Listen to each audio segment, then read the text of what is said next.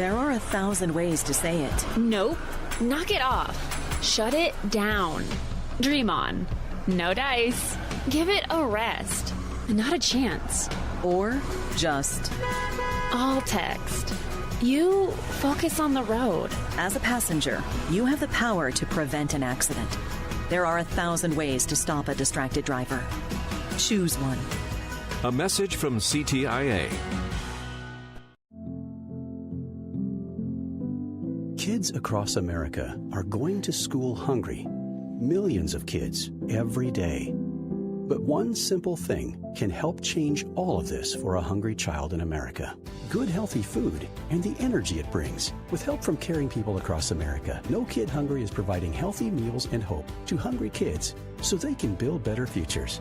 To learn more about ending child hunger in America, go to helpnokidhungry.org today. NBC News Radio, I'm Rob Martier. Huge protests are underway in many major cities today following the fatal shooting of a Minnesota woman by an ICE officer this week. Minneapolis police made at least 30 arrests during overnight protests. Minneapolis Police Chief Brian O'Hara said the suspects were detained after a large crowd gathered outside a downtown hotel and several individuals forced their way inside. That gathering began as all the other gatherings around hotels had been conducted over the last several days. Largely peaceful, mainly a noise protest that was occurring. The protests are also in response to the recent Border Patrol shooting in Portland, Oregon, that put 2 people in the hospital. That shooting reportedly involved members of the Tren de Aragua gang. The Trump administration officials are expected to meet with their Danish counterparts next week to discuss the future of Greenland. Speaking at the White House Friday, Trump said he would like to make a deal with Denmark for the territory, but is ready to do it the hard way if necessary. Trump claimed that something must be done with Greenland before Russia or China move in. Greenland is a self-governing Danish territory in the North Atlantic east of Canada. Denver public schools are blocking students' use of the artificial intelligence tool ChatGPT. Sam Speck reports. Denver public schools are blocking students' use of the artificial intelligence tool ChatGPT effective January 12. The district expressed growing concerns about new features coming to the platform in 2026, including a feature that allows up to 20 people to chat in a group, increasing the chances for academic misconduct as well as cyberbullying. The NFL's Wild Card Weekend is getting underway. The postseason has begun. The Panthers host the Los Angeles Rams. One of the league's oldest rivalries gets renewed tonight when the Bears host the Packers. Wild Card Weekend wraps up Monday night with the Steelers hosting the Houston Texans. Rob Martier, NBC News Radio.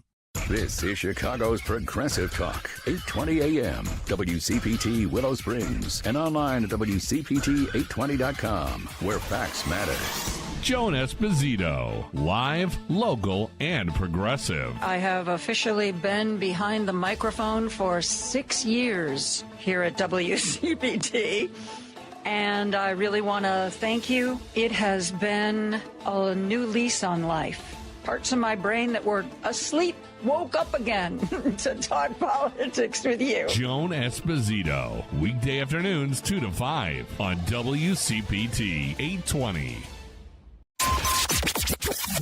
WCPT Replay. Americans are sick of losing. Sick of losing when you get on an airplane and your seat is now half the size it was before, or sick of losing when you just cannot afford to figure out where the food is coming from for the rest of the week, or you're a young person and you think, I am never going to have able to own a home, right? I mean, Americans are sick of losing. They want a party that's going to fight for them, that's going to say, you know what, there is plenty of money in this country, and we don't need to take it all from a few people. We need to make more of it and make it so that that profit is yours too, that you have a stake in the way this country is going. And I look at what's happened, these mass mobilizations, and I think, wow, we are going to get there. I just think this movement is going to produce an energetic democratic government that does things at all levels that we haven't seen in 100 years. Keep listening to WCPT 820. Because facts matter. Chicago's Progressive Talk, WCPT 820, where facts matter.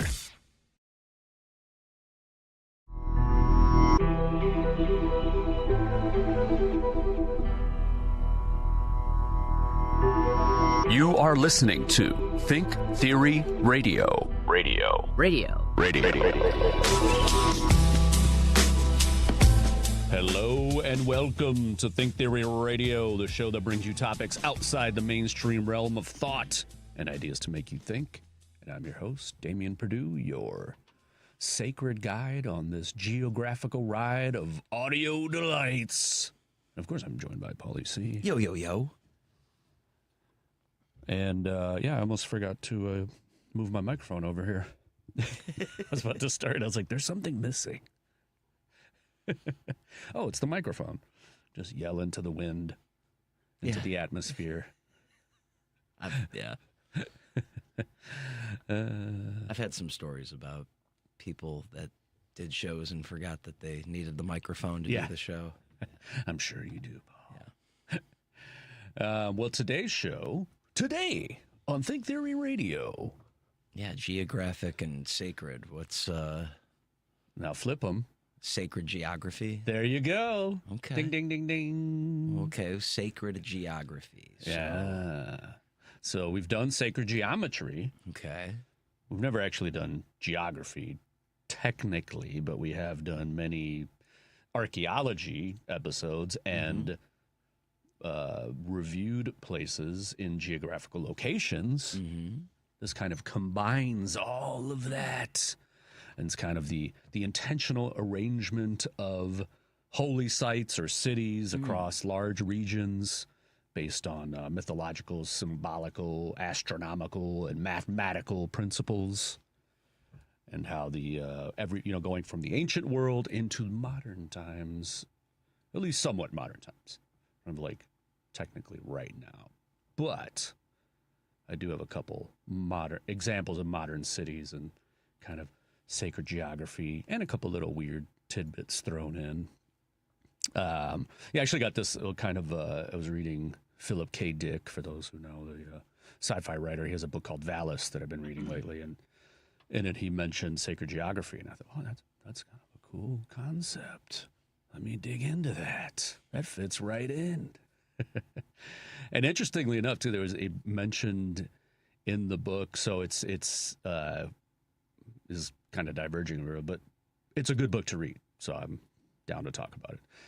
It's not one of his typical sci-fi books. It's actually him writing from the third person about himself, and it's kind of towards the end of his life when he starts to see, he gets kind of suicidal, and he starts to see visions from God, right? And he believes that he's seeing like his future self telling him stuff, but also God is transmitting these messages to him, and he's seeing the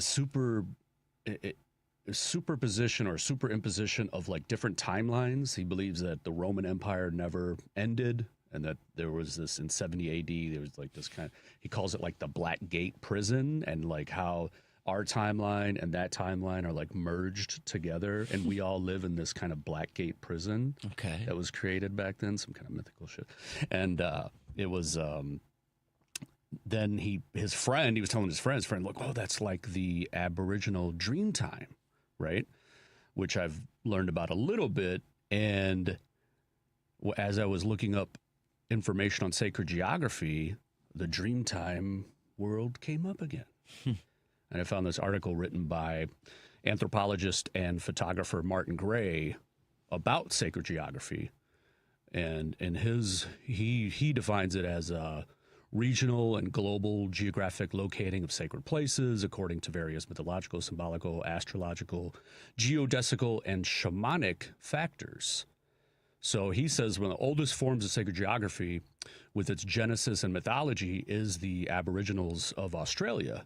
And according to their legends, in the mythic period of the beginning of the world known as the Dreamtime, ancestral beings in the form of totemic animals and humans emerged from the interior of the earth and began to wander over the land. As these Dreamtime ancestors roamed the earth, they created landscape features through everyday actions such as birth, play, singing, fishing, hunting, marriage, and death. And at the end of the Dreamtime, these features hardened into stone, and the ancestors' bodies turned into hills, boulders, caves, lakes, and other distinctive landforms.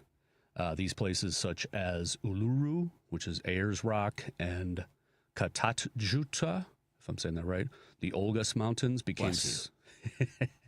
they became sacred sites, and the paths of the totemic ancestors had trod across the landscape became known as dreaming tracks or songlines, which I think is a pretty cool word, songlines. Dreaming tracks and songlines were like 90s, things you can order CDs from.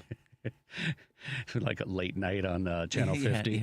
Order dreaming tracks. Yeah, right now. A 10 CD collection. Featuring all your favorite Enya songs. Yeah, exactly. I was just going to say it. Enya and Enigma. So they connected the sacred places of power. The mythological wanderings of the ancestors gave the Aboriginals a sacred geography and a pilgrimage tradition and a nomadic way of life for more than 40,000 years, which is, we talked about them on the show before. They're the oldest continuous society or culture in the world. And they followed the dreaming tracks of their ancestors. So even that's where the term walkabout comes from, which I only knew it from Crocodile Dundee, really, honestly. Yeah. But it actually was from the Aboriginal tribes that would make these journeys, and they called them walkabouts. And they would walk along the song lines of the various totemic spirits, returning year after year to the same traditional routes. So I thought that was pretty interesting. Ancient belief system that ties into other ones too. He talks about and the Nazca lines as well, like in Peru, and how there's belief that those were originally, or it's theory. I mean, there's different theories for why the Nazca lines were created, but one of them is that the shamans, when they would do their vision quests, which may or may not been influenced by some psychotropic some peyote or plants. Something. Yeah. And they would walk, they would do these vision quests. So when they would come back, they would trace it, and that's possibly where the Nazca lines came from. But going on, there's many different. I mean, if you look at from India to Greece, even Europe, if you look like some of the more modern cities like Paris and London and Madrid, and how they have these geometric shapes, right? Like the way they're the grid lines of the streets and everything. Or if you look at them from an aerial view, they definitely have a kind of sacred geometric pattern.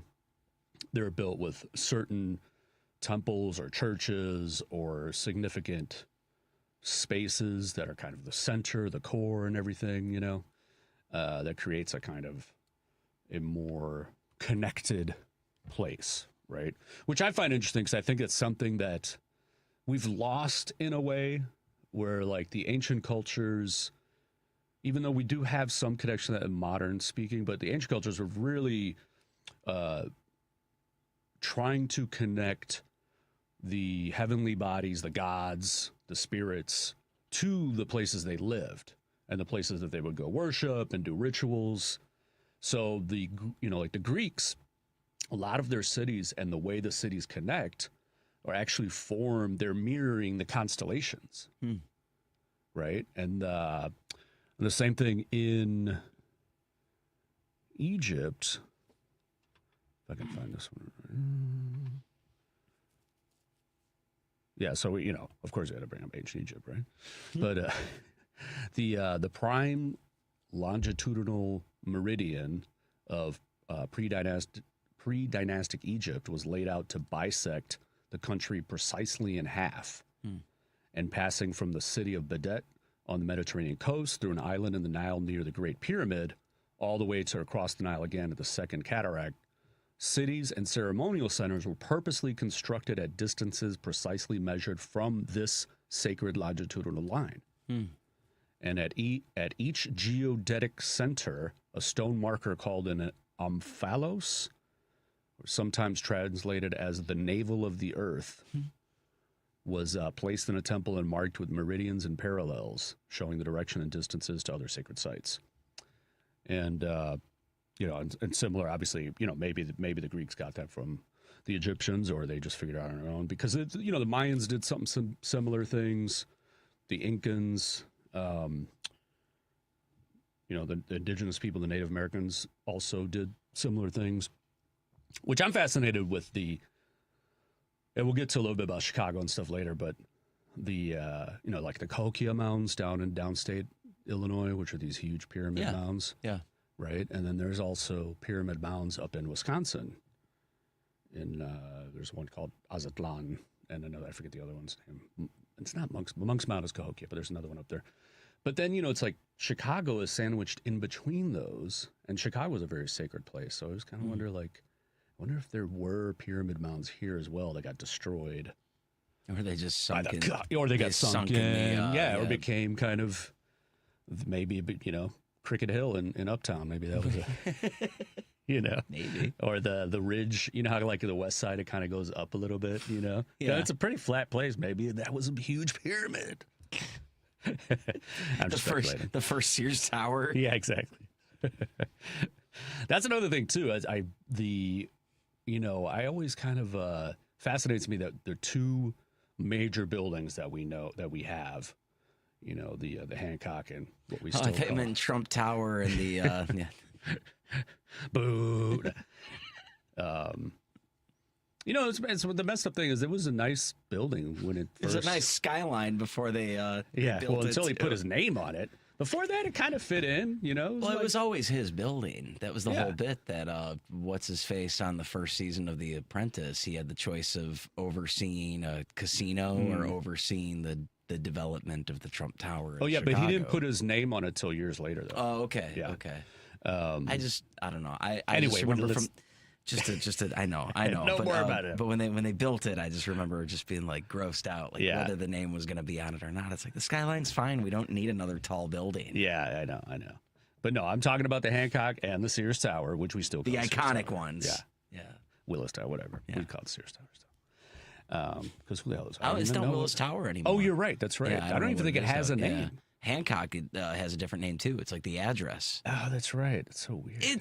It's Hancock and Sears, as far as we all know. That's right. Comiskey Park. Until our generations die out, or the kids finally learn how to call it the right name. I don't care if they're in Arlingtonites. It's Soldiers Field, but which looks like a Greek Colosseum. See, there's another connection to the sacred geography. But the two biggest towers are they're kind of like big black pyramids, which I don't think any other city in the world has black skyscrapers. I think some do. There's like the Batman looking one in Nashville. Oh, you know what? There is a new one in Brooklyn that looks just like the Tower of Sauron from Lord of the Rings. It straight up looks almost just like it. It's crazy. But but they look, like the Hancock has that kind of pyramid shape and has like the X's on it, and the Sears Tower looks like kind of more like one of those step temples. Interesting fact, both were designed by, I forget the guy's name, but he was an immigrant, by the way, and a Muslim. For those that are whatever. But anyways, let's see. Now we got there's also ancient landscape geometries in France, Germany, England, in the Languedoc region of southern France. Preliminary research revealed a complex arrangement of pentagons, pentacles, circles, hexagons, and grid lines laid out over 40 square miles of territory, situated around a natural yet mysteriously mathematically perfect pentagram of 5 mountain peaks. Ancient builders erected a vast landscape temple whose parts were precisely positioned according to the arcane knowledge of sacred geometry. And then getting into, you've heard of ley lines, right? Have I? Everyone knows ley lines, Paul. It's a very new agey kind of thing that there's like this grid pattern on the earth. Oh, yeah. Remind me again, though. What? Well, I mean, just to make sure you get it right. Can you remind me for sure. what ley lines are? Well, some listeners might not know. Yeah. So there's... If they're living under a rock, apparently. Yeah, sorry. What are ley lines? Interestingly that you said living under a rock because the origin story of ley lines actually comes from a British antiquarian, Alfred Watkins, who sounds like an antiquated name. Right. He wrote a book back in 1925 called The Old Straight Track. The Old Straight Track sounds like a some kind of old drinking song or something. Right, like the lamest NASCAR race ever. Yeah. And so he trekked across the English countryside, visiting and photographing prehistoric sites such as mounds, standing stones, and rock cairns. Okay. Cairns are like the burial stone. I thought rock cairns are like ones that, like, could you just not say Freebird? Can you just go one concert without saying Freebird?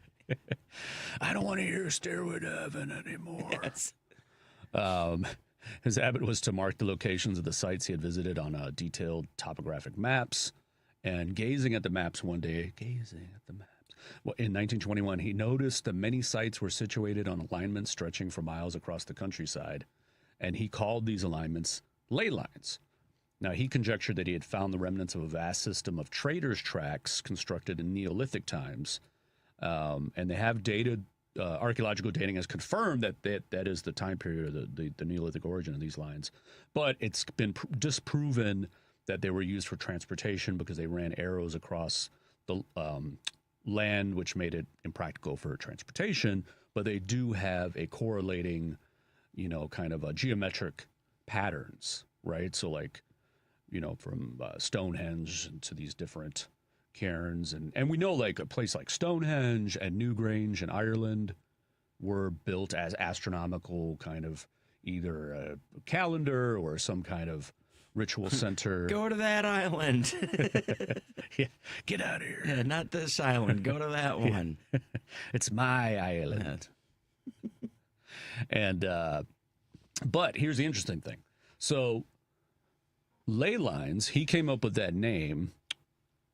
Years later, the New Age movement kind of co-opted it and then turned it into this thing about being all the ancient sites in the world are on these ley lines that go around the whole globe.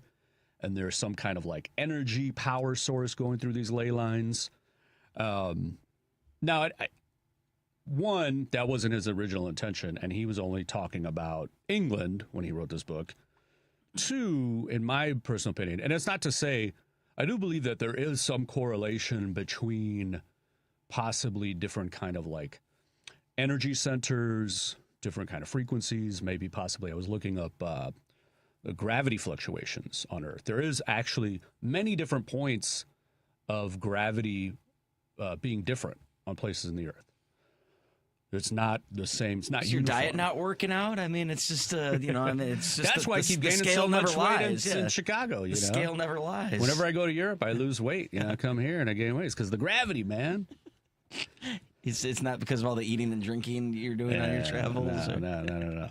But no, so, but there is like different points of gravity. You have different points of where, cosmic rays hit differently on points of the Earth. So maybe, there's the correlation between when the ancients were building certain sites and how they felt when they got to a place and they just felt a different energy, the frequencies of the Earth.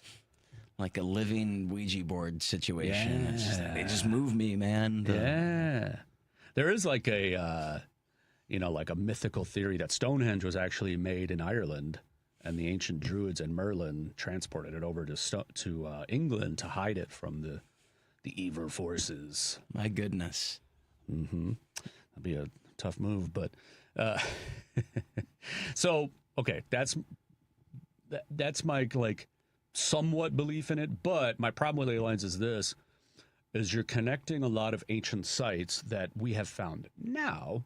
Okay, but as we're progressing with our technology of like LiDAR and using satellite imaging and finding, we talked about on the show before how we're finding all these like cities in the Mayan jungle and the Yucatan and cars on the river and boats on, they put subway cars on the river. No, but like, so there's many more ancient sites than there are currently today. Oh, yeah. You know what I mean? So it's like, you're kind of cherry picking if you're saying, oh, the Egyptian pyramids is on this ley line site and the Incan Machu Picchu's on this site, is on a ley line. Yeah, because all the ley lines might not be discovered yet. Well, not the ley lines, but the ruins themselves. Gotcha. You know what I mean? Yeah. So like there's ruins everywhere that we just haven't found. So, I don't know if that really correlates to any kind of ley line thing, but that's just my personal opinion.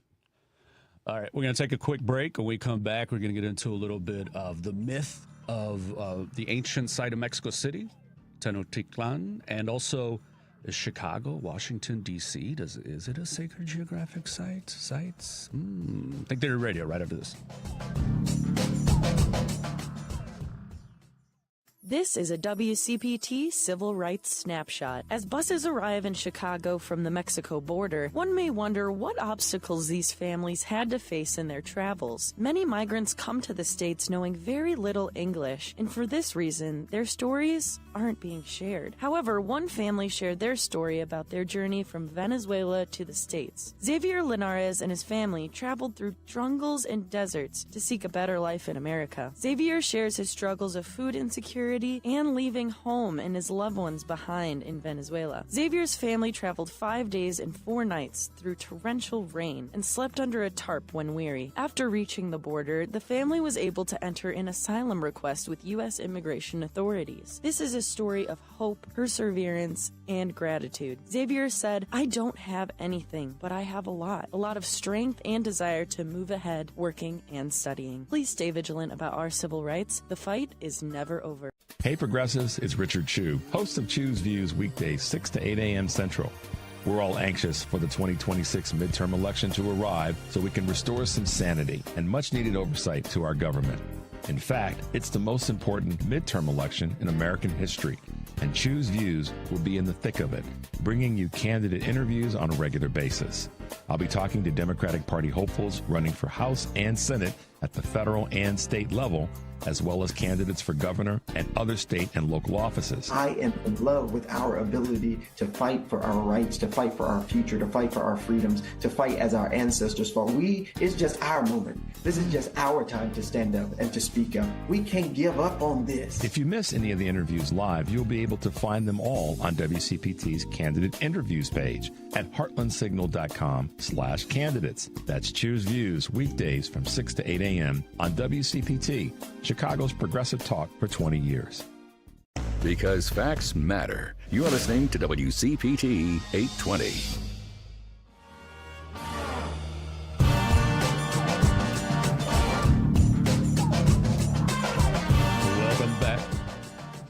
Welcome back to Think Theory Radio.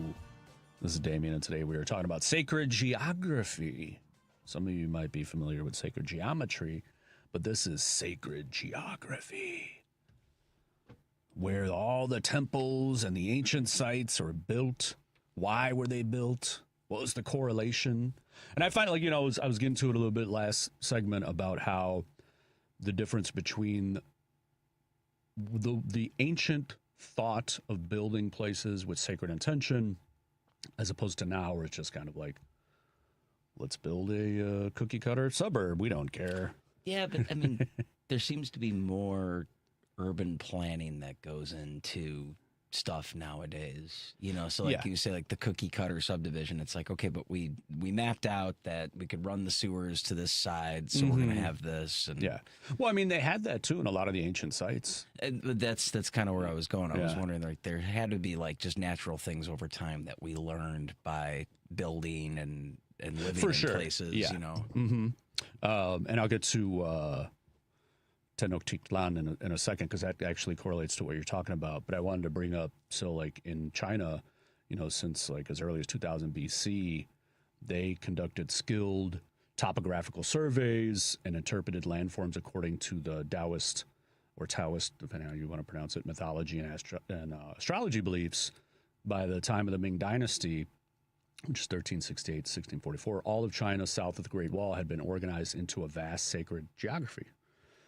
Mountainous regions were believed to have vigorous rushing qi, while flat and monotonous land had sluggish, slow-moving qi. See, and then that's, to me, kind of correlates with the gravity thing I was talking about, because when I was looking up the different gravity fluctuations on Earth, they're very different in gravity is lower the higher you go in the mountains, and it's, stronger in valleys. Okay. So that kind of corresponds to what they're talking about with the vigorous rushing qi on the top of the mountain, the slow-moving one down below. So maybe it correlates something scientific. Then there's, feng shui, right, which I didn't know actually means wind water. And that's the practice of harmonizing the chi of the land with the chi, meaning energy, of human beings for the benefit of both. And they believe that you would combine the three energies, which is the energy, the chi of the earth, chi of the human body, and the chi of the atmosphere, which also correlates to actual scientific determination of frequencies. So we know that the earth actually has its own frequency, 7.83 hertz, which is the Schumann resonance. And that's scientific fact. Even NASA has it on. You can go on NASA's website and they track it day to day because it fluctuates a little bit from like 7.4 to 7.9 or just under 8 or something like that. But 7.83 is kind of the meridian of the frequency, the heartbeat of the earth, as they call it. And each human does have your own frequency. Your body vibrates at a different wavelength than other people. The same thing with the atmosphere. It's usually because I've eaten beans, though. That's a different kind of energy. Give you energy. My body's vibrating. Yeah. Me, it's after too much mezcal, you know. My brain's vibrating now. So I thought that was interesting, you know, that correlation between, you know, feng shui and the different chis or energies, which you could define as frequencies, vibration. Frequencies, vibration, man. And a similar tradition to that, Western writers dubbed it geomancy, which is believed to have come from Pliny the Elder, which means earth divination. They believe that he came up with it when he met a group of mystics who tossed stones on the ground and then divined the future according to their configurations. The term terrestrial astrology, according to Mr. Gray, more accurately describes the practice of feng shui. And astrology has also been the basis of sacred geographies in other parts of the world. Writing in the book Sacred Geography of Ancient Greeks, Jean Richer says, the evidence of the monuments show in an undeniable way, but not yet clearly perceived, that during more than 2,000 years, the Phoenicians, the Hittites, the ancient Greeks, and then the Etruscans, the Carthaginians, and the Romans had patiently woven a fabric of correspondences between the sky, especially the apparent course of the sun through the zodiac, the inhabited earth, and the cities built by humanity. And very similar to how where the Great Pyramid is, and you have the two other pyramids, and they kind of correlate to the Orion's Belt, and also similarly in Teotihuacan, in outside of Mexico City, has a very similar celestial configuration, right? And it's, for them, it was very mystical and mythical, and, you know, a tribute to the gods, because that's what they believed were in the heavens, celestial bodies, movements. But it's also, you know, if you break it down in modern sense, it's has a science back. It's all based on astronomy, right? They were just mirroring what they saw in the sky, and they believed that to be a more powerful place to be.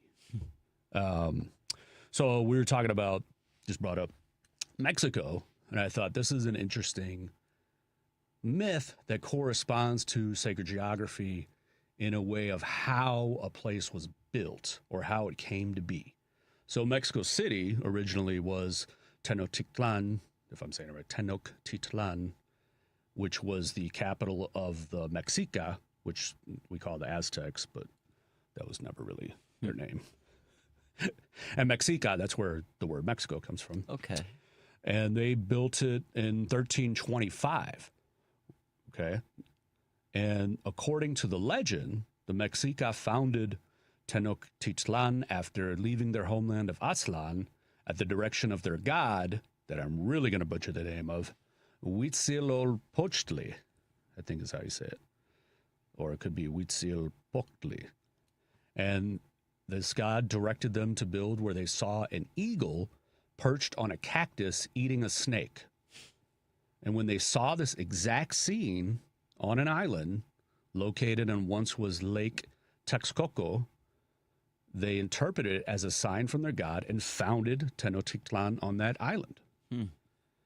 Now, and one of the amazing things is they built this huge city within 200 years. And within 200 years, this became the biggest city in the world. So by the time Hernan Cortez came and slaughtered everybody and took it over, it was the biggest city in the world. There was like 300,000 people living there. It was highly advanced. They had like essentially kind of a sewer system. They had irrigation. They had floating gardens. And they built it in a way, it was on an island. They had to bring in, there was no natural materials there. They had to bring it all in from outside of there.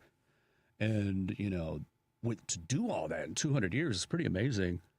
And, you know, the drawings or configurations of it that you see look amazing, right? And they were smart about it because they knew this is a swampy land. Let's build it this way. We're going to have canals. We're going to have these floating gardens. Then the Spaniards come and they knock everything down and they build a city on top of swamp. That's why Mexico City is constantly sinking. Like, it's a trip. When you go there, you can see buildings are kind of like leaning and sinking into the ground.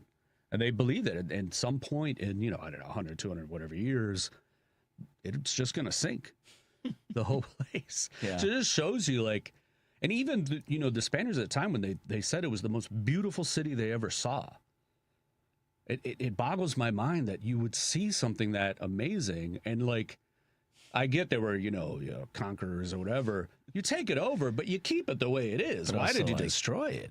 If their viewpoints were that, like, well, we're way more advanced of, you know. Right, exactly. They built this beautiful city. What do you, yeah. Exactly. How do you see that and think you're more advanced, you know? I don't know. I'm just assuming that's what the viewpoint of the, No, you're right. I'm sure. The European for conqueror, sure. yeah. I mean, they had guns, you know, so they believe, their technology was superior. And also, you know, the whole kind of Christianity aspect of it. And, you know, they're worshiping, to them would believe probably, like, you know, satanic religion. And obviously, if you're seeing people getting sacrificed and stuff, sure. Yeah. Although you just went and slaughtered all of them, so that's the same thing. But actually, when I was in Mexico City, my friends there showed me this little plaza that's in the middle of a neighborhood that not really I don't even know if tourists really know about it, but it's believed to be the exact place where the Mexica saw the snake on the with the eagle and the cactus. And there is a little plaza there, and they have a kind of a, what do you call it, like a pillar, an obelisk type thing with the, you know, that symbol, which is the symbol on the Mexican flag. Yeah. Right. I was like, why do I know this? Okay, yeah. So I thought it was, and they brought me there, and I was like, wow, this is really cool. Like, I don't know if that's, you know, it's a local legend that is where the actual place, the middle of the island. I hope it is, because it would just made it kind of super cool. Yeah. But then, you know, there's also that kind of aspect too of building over other sacred sites, sacred geography. So you know that these places were important because when the, you know, colonizers would go into other places, Mexico and South America, they would build on top of these pyramids. I saw many of them, you know, down there in Mexico City, and in the Yucatan, and the Spaniards would force, you know, the natives to deconstruct their temples and then rebuild it as a church on the same plot. And then in some places they just built on top. So there's like a mound with like a pyramid underneath, and then there's a church on top of it, which I thought, you know, of course I'm sure in their minds they thought, our God is stronger than your God. We're going to prove it to you. We're going to build this over your site. But to me, it also shows like they knew the importance of that specific place. They knew how sacred that geography was, that they wanted to build over it, you know. And some of them, it's strange because some of them, the pyramids are still there. I went to a place in Mexico City called the Plaza de Tres Culturas, and there's the church there, which was built from stones from the ancient temple, but then they dug out underneath, so you have like the church is on the street level, and then there's kind of a sunken in plaza park that you can go down into, and it's a bunch of remnants of the old pyramids still there. So like underground. Same thing in the center of town of Mexico City, they call it the Zocalo.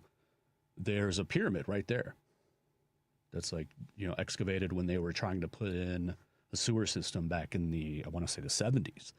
They found this ancient Aztec Mexica temple, which is where they built a huge church and governor's palace there over it. So, yeah, it's pretty cool. I mean, that's why I was talking earlier about in Chicago. Like, I wonder how many of those existed as well that we built over.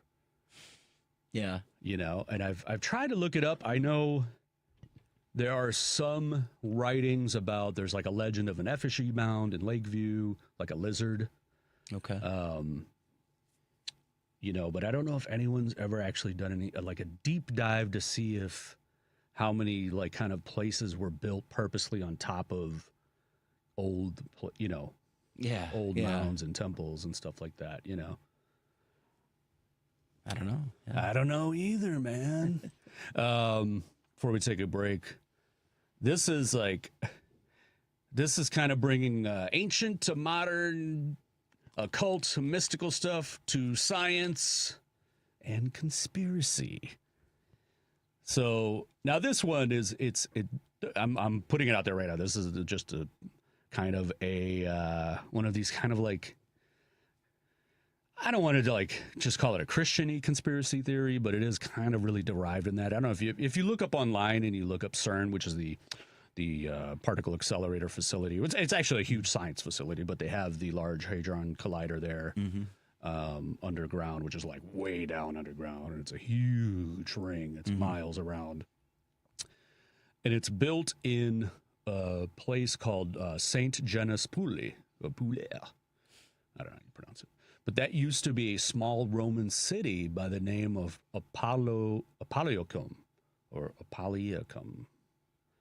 And that was named after or dedicated to the Roman Greek god Apollos, who was also the destroyer god. Oh, the god of particle acceleration. Exactly. Which is interesting because so you have atom splitting. Yeah. Well, you have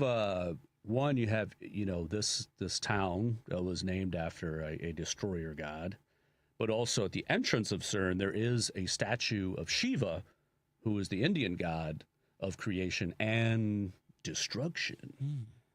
Which, you know, but it's, you know, I don't believe in the conspiracy of, because if you get down deep into the rabbit hole of it, they're going to say they're opening portals to hell, man. Gets deeper than the Denver airport. Yeah, it does. See, that's another one. Sacred geography of the Denver airport. The Denver airport. Well, you know what I love about the Denver airport best part about it is that they troll everybody. Like, they love it. They have like an alien statue. Isn't there like a griffin that like talks and like, And I've seen like videos of because they do have like these big underground tunnels there. Yeah.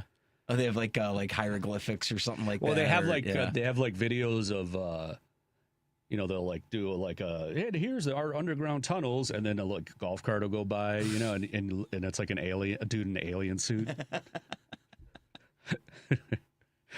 But yeah, so I just thought it's an interesting like correlation between, you know, a town that was named after an Apollo, you know, a Roman god, so it had this kind of sacred site, but it's also where the most advanced science facility that is exploring the creation of the universe is built there, right? And it is about, you know, creation and destruction. So what they do is they fire particles, you know, photons, and hit each other, and those cause reactions to create different particles that they can analyze and study, and, you know, so there's that creation, that destruction, which is why they have the Shiva. It's a purely symbolic, metaphorical dedication. And they've also done pretty interesting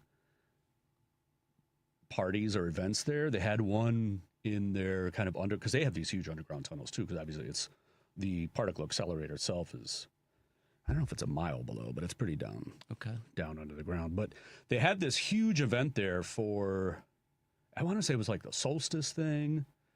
And they had, they did a big performance art piece with all of, because they did it based on, because it's Switzerland. So like the kind of whatever the indigenous people of Switzerland were. I don't know what they're like they're not Vikings, but there's something older than that. Saxons? Maybe the Saxons or something like that. The Picts. I don't know. I'm not too familiar with that region of ancient names. Okay. But anyway, they had this big ceremony where they had people dressed up in that kind of ancient costuming, and kind of all these kind of, you know, devil-looking people, and like what do you call them? The half goat, the pans, and all them, you know. dancing around. So there's videos of it. You can look online, and of course, like the conspiracy theorists, see, they're doing satanic ceremonies there. But it's a curious connection that I find a little fascinating. Yeah. And also just, who knows, maybe the people who built CERN were had some kind of epiphany there and thought, hey, this is a good place to build it. Or, maybe it was just the cheapest place they could buy. All right, we're going to take a quick break. When we come back, we're going to get into the thing I teased about Chicago and Washington, D.C. Are they sacred geographical locations? Think Theory Radio right for this. Why choose a Sleep Number smart bed? Can I make my site softer? Can I make my site firmer? Can we sleep cooler? Sleep Number does that. Cools up to 8 times faster and lets you choose your ideal comfort on either side. Your Sleep Number setting. J.D. Power ranks Sleep Number #1 in customer satisfaction with mattresses purchased in-store and online. And now, the more you buy, the more you save on beds, bases, and more. Limited time. For J.D. Power 2025 award information, visit jdpower.com/awards. Check it out at the Sleep Number store or sleepnumber.com today. WCPT replay.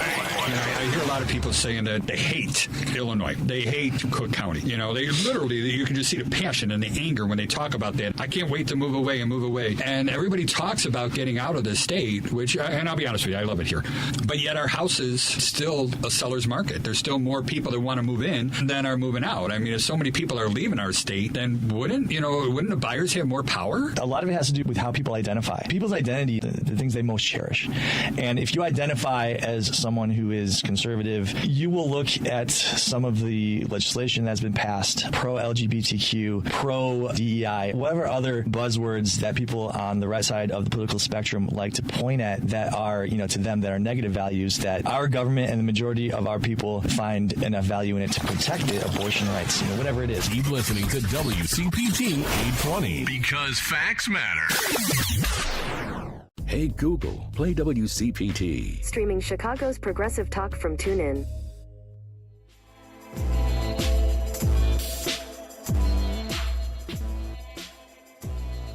Welcome back to Think Theory Radio.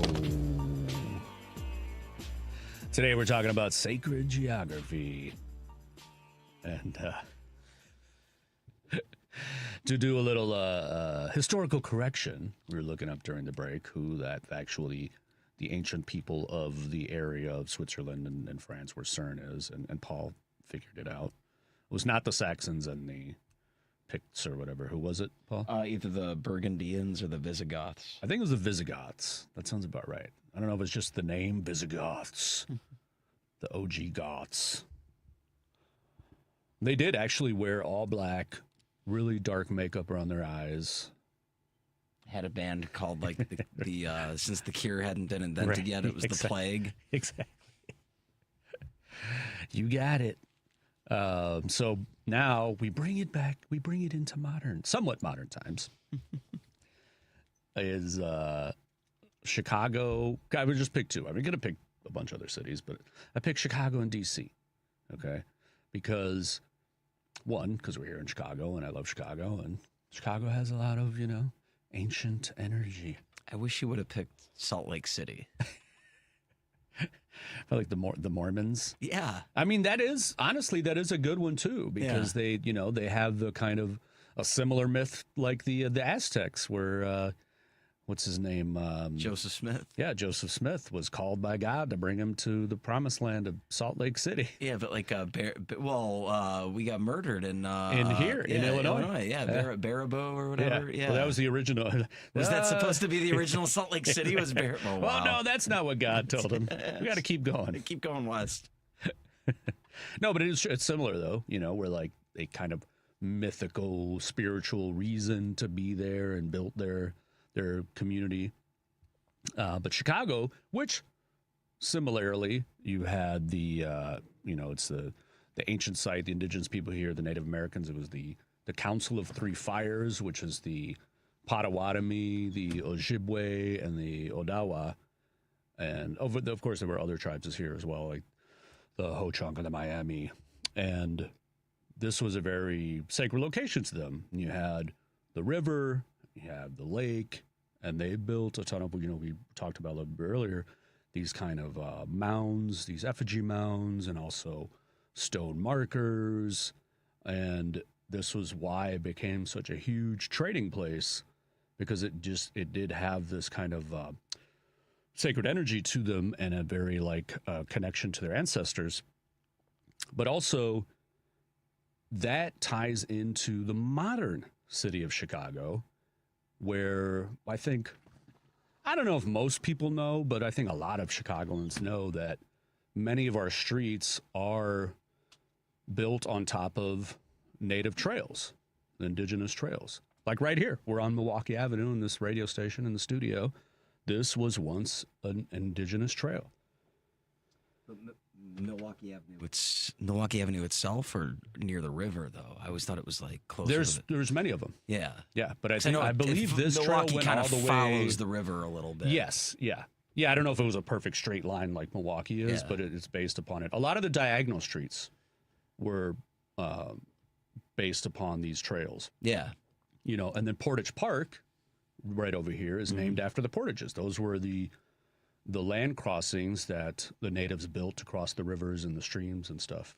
I just think about how Elon Musk was going to build the boring tunnels or whatever. The Hyperloop or whatever, and it was going to go down Milwaukee Avenue. So I just think that sacred geography. Yeah, the ancestors prevented him. Yeah, right. Yeah, from his stupid Tesla tunnel. So it wasn't even like a train. It was just going to have a bunch of cars down there. Yeah.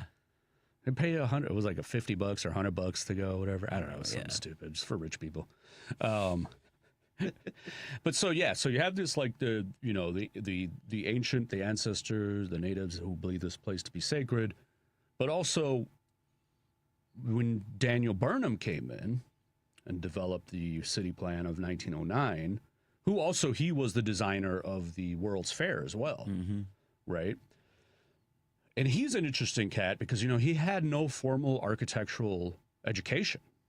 He just learned, basically through doing it. And he worked with Root, which was another architect back in the day.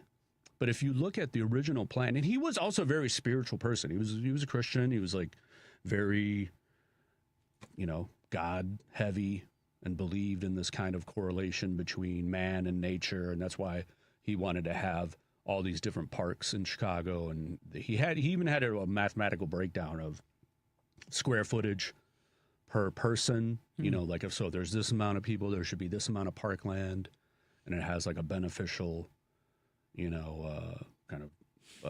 You each get your 3.5 square feet, and that's what you can do jumping jacks. Yeah. But it was beneficial to the mind, and the body, to have that space. Yeah. Which is kind of one of the things I like. It's such a big city with not as big of a population as you would think. Yeah. Which gives us a little more space, a little more room to breathe, which I like. For sure. Well, I mean, you look at New York and how many people are crammed into there, but they don't have alleyways. Their buildings are a lot taller. And here it feels way spread out compared to New York City. Totally. Yeah, for sure. And if you look at the plan of Chicago, the area, the map, you can look it up online, the blueprint, I guess you could say. The design looks, it definitely has a beautiful geometric pattern, but it kind of looks like a temple or an altar, because you have the boulevards, which do connect. You have Logan Boulevard that goes up to Humboldt Boulevard, and it goes around to it eventually connects over to Garfield Boulevard. But it was supposed to be even a bigger connection that was going to have a huge arch on the top, and then 2 parallel lines going down to the north side and the south side, which connect to Jackson Park and then over to Lincoln Park. And where Navy Pier is, there was supposed to be another pier, essentially where the planetarium is. Yeah. But it was going to mirror, the 2 piers would look alike, and they would jet out into the lake. And then you'd have these crisscross streets going outward like we kind of have. And then here's an interesting thing. They messed up the energy flow of Chicago because and I know they redesigned it and it's a little better now, but the interstate change downtown, which was the worst, you Yeah, know, with the circle interchange, the Jane yeah, Byrne. mhm, that was like the worst one in the country for years. The worst traffic anywhere. Yeah. Right? That specific spot, Daniel Burnham had in mind to build a really beautiful civic center.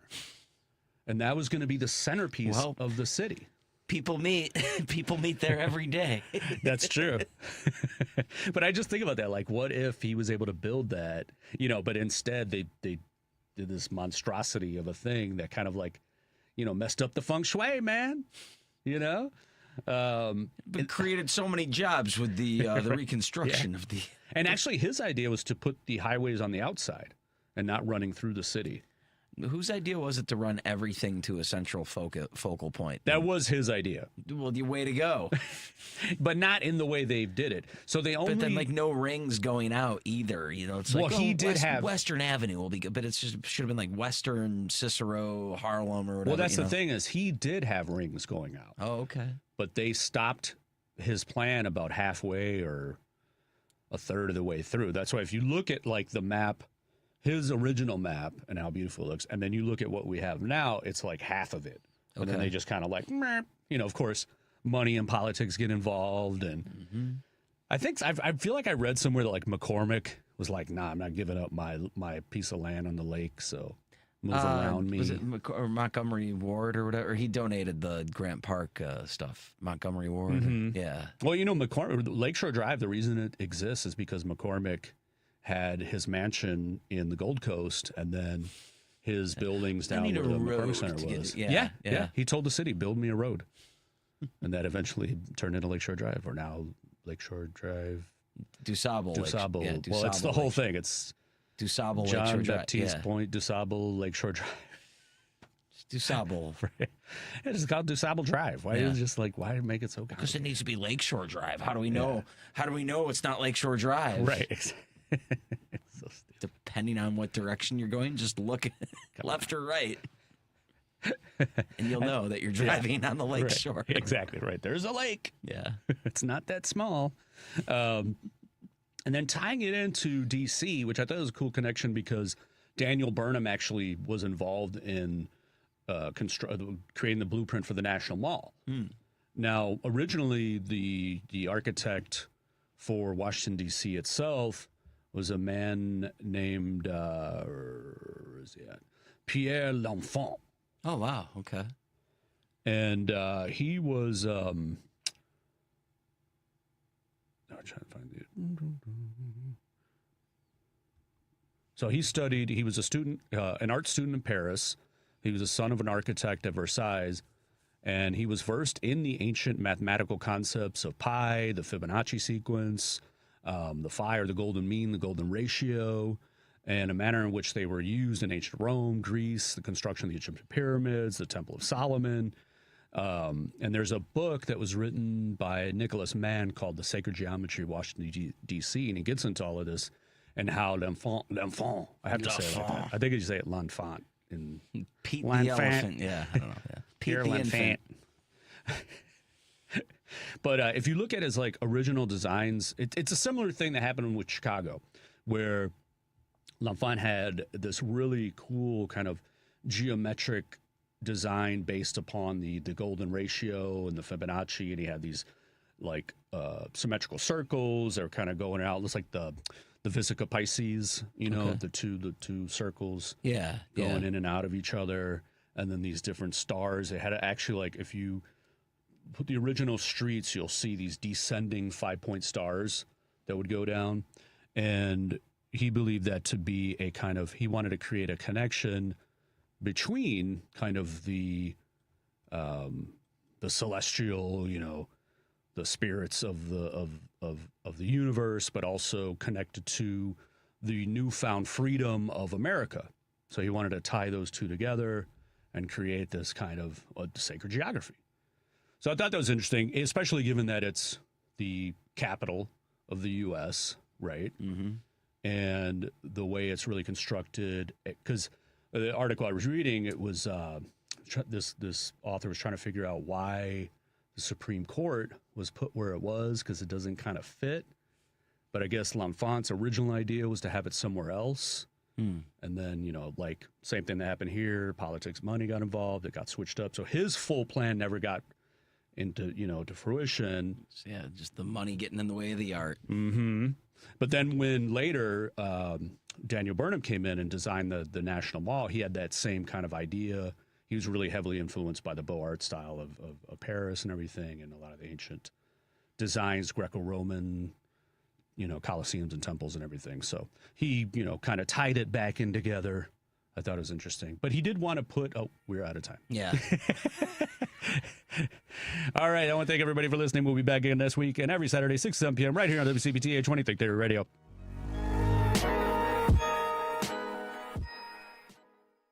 Amy Goodman reports on the news stories rarely covered by the corporate media. Democracy Now! The American Civil Liberties Union and the Center for Constitutional Rights have sued the Trump administration, seeking the release of the secret legal memo that's been used to justify the U.S. campaign targeting alleged drug boats in the Caribbean and the Pacific. The U.S. has struck at least 22 boats, killing 87 civilians. Democracy Now! Weekday evenings at 11 on WCPT 820, Chicago's Progressive Talk.